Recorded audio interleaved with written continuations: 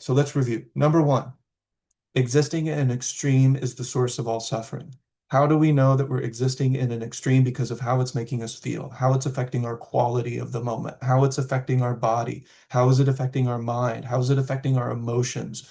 Are we even able to see at that point how it's affecting our spirit? Because it is. So you'd be able to see effect on every single level that doesn't really exist. You'd be able to see that and feel that. You could parse that out, and then the practice brings it back together.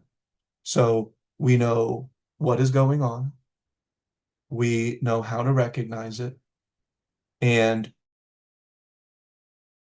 if we've been talking about this practice for the last 7 or 8 years, then we know what to do.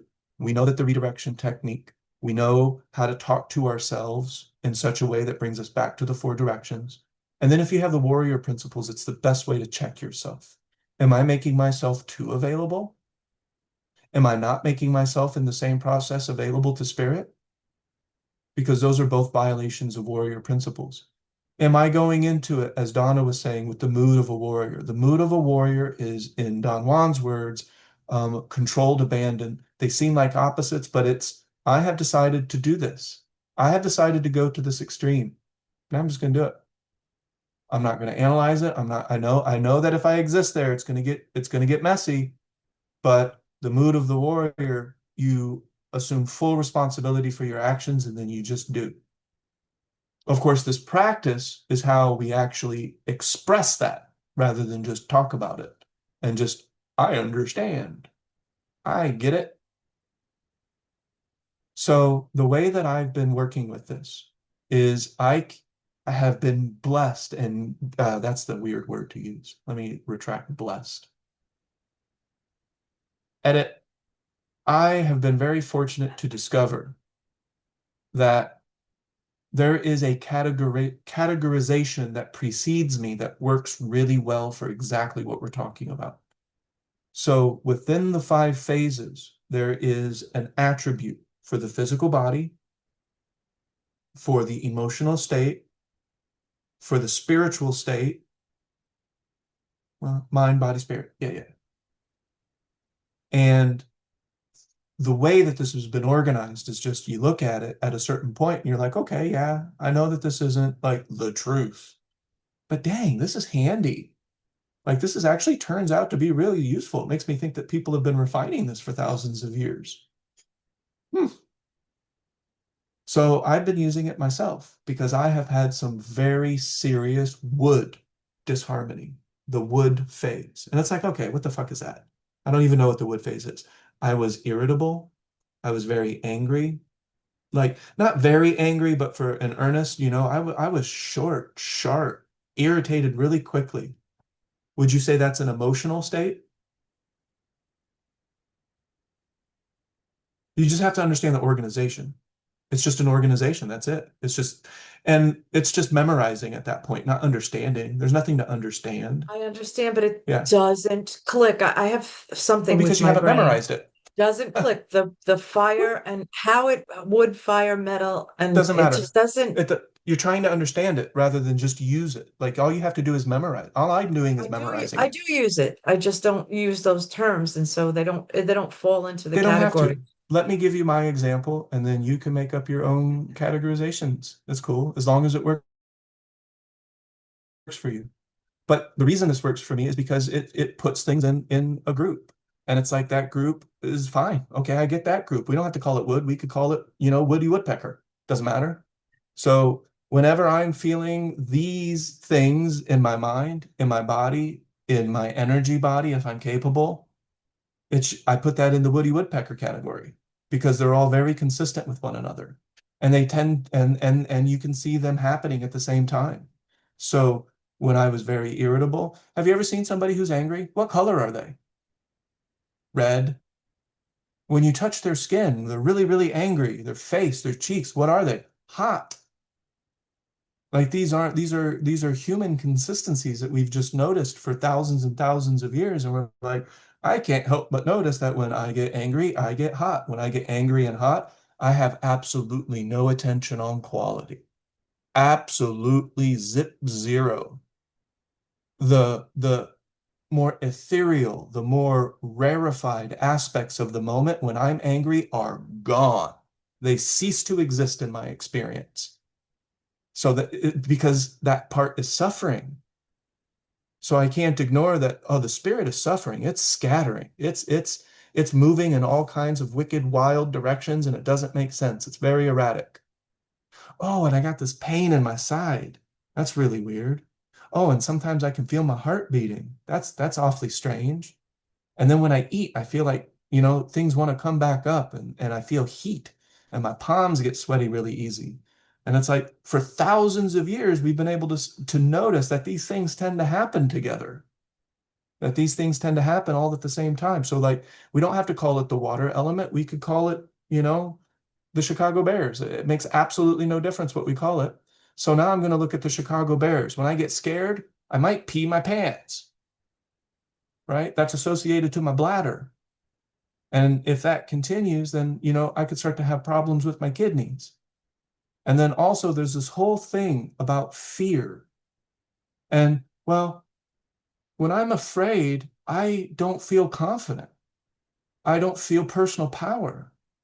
That's so weird that these things just tend to go so well in experience that when I'm fear driven, I'm not confident. I'm the exact fucking opposite. There's a reason I'm acting in fear because there's no confidence, there's no personal power in my experience at that moment. Remember, I said that you have to focus on personal power for it to exist in your experience. It's not just a battery that you charge and it's just there whether you know it or not. No, you have to focus on the Dantian and the heart and the movement of these two structures. And like, yeah, I can do that. Now, if you're like, yeah, I can do that, does that jive with fear? Does that sound like someone who's afraid? Like, oh no, I think I can do this. Well, no, I'm gonna give it a shot. I'm gonna go ahead and cross the street. I look both ways. I'm good. Oh, this is all very experiential. Yeah. And these categories come from thousands of years of experience, not thousands of years of just trying to figure it out. So, and you can start to look at your own experience and start to look at categories that could potentially work for you. That's fine. But I noticed that my wood phase was extremely disharmonious. And I was feeling all the signs and symptoms. I still feel them a little bit right now. I felt the heat rising. I would feel the pounding of this is all indicative of the exact same thing. And spiritually, holy shit. I was not feeling the quality in those moments of extreme irritation lending to anger. Does that make sense? So I can see physically, spiritually, emotionally, all of these things are happening at once. And the big thing is that these are all interacting at once. So there is a little bit of fear involved. Where is my attention? Remember attention? You may not remember because you haven't memorized this, and I get it. I have. But I know that my attention is associated with the human element, the earth element. And guess what? Guess what isn't there when I'm very angry? Poof, gone. Isn't this is really interesting, isn't it? When I'm really irritated, when I'm angry, my breath gets way out of whack. I see all of a sudden I'm in my chest. That's not right. That's not something's it's all out of balance. Every single element at once, but I can kind of trace it and kind of see what's going on.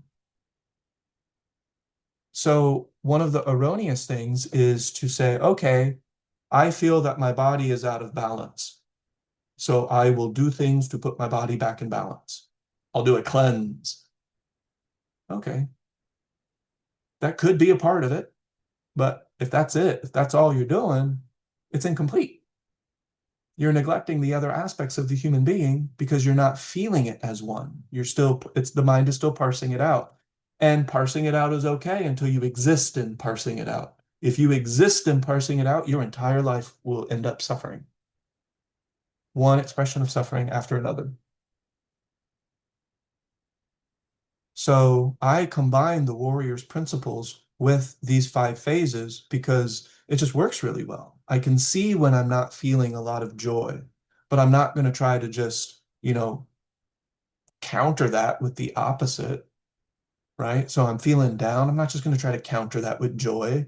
If I'm overjoyed, I'm not going to be like, well, let me think about something really terrible for a little while to help balance the joy. I'm going to think about like mud and stuff. That doesn't make sense. So it's not necessarily trying to interact with its direct opposite.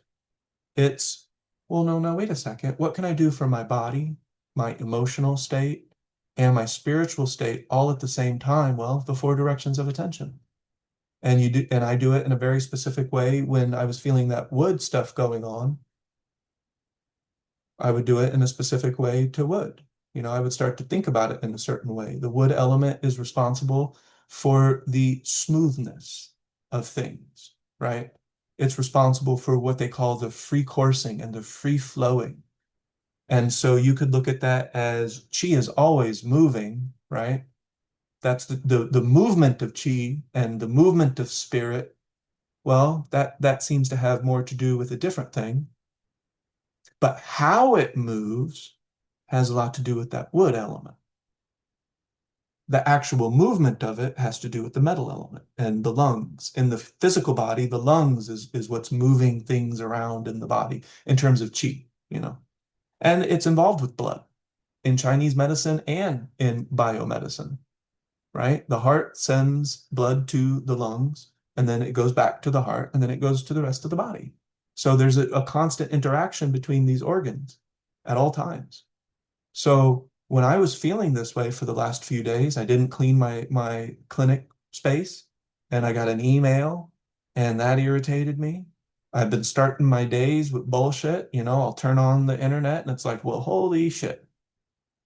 And so all of these things are just chipping away. And then before you know it, I can feel it in my body because I'm practiced. I can see, I'm like, oh, I feel this, you know? My liver is starting to act on other elements, and now my digestion is screwed up. And now, I really want cold, icy beverages because I'm so hot inside.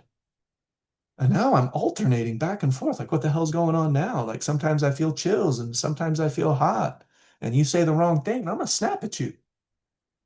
And am I paying attention to the? No, I'm not paying attention to anything. What are you talking about? I'm pissed. And I won't get into the controlling and the generating cycles of this, but I'll use my warrior principles. And the warrior principles are usually my mantra. That's my mantra in my rule of three.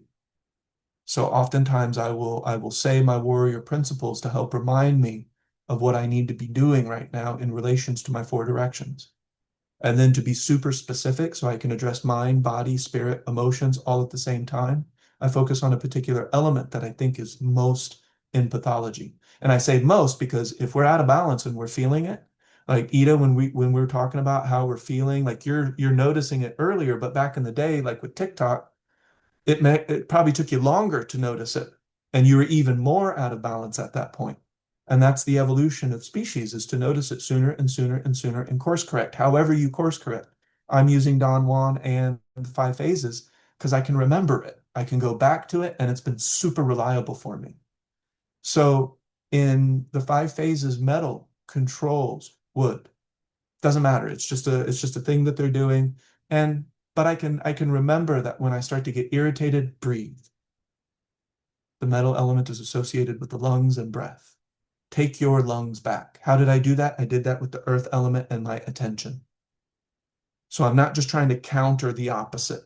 I'm taking possession of the different elements and bringing them back into one thing. In clinic, I identify the channel that is most in pathology. That's where I start based on the signs and symptoms. It's the same thing for my everyday life now. Based on how I'm presenting, mind, body, spirit, which of my systems is most out of balance? And guess what? I'm not Buddha. So to some extent, and of course, the extent is 2 degrees, but to some extent, there is a need for harmonizing. And that's why I love this, because it's not just two things in harm. It's like, no, now we have multiple things that we look at. We're going to parse it out so that we can use it, so that we can bring it all back together. It's a tool. I'm using parsing as a tool because parsing's not bad.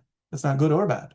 But if I exist in parsing, or if I try to exist in it's all one, and it's like, okay, cool. Do you have a job?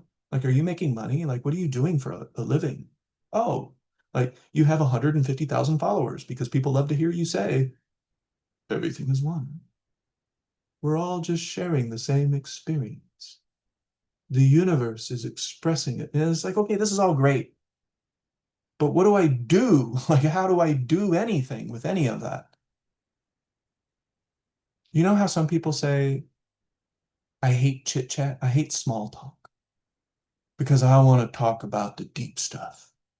I want to talk about, and they're still talking, they're talking about talking and thinking, and that's okay. But I want to talk about the depths of reality.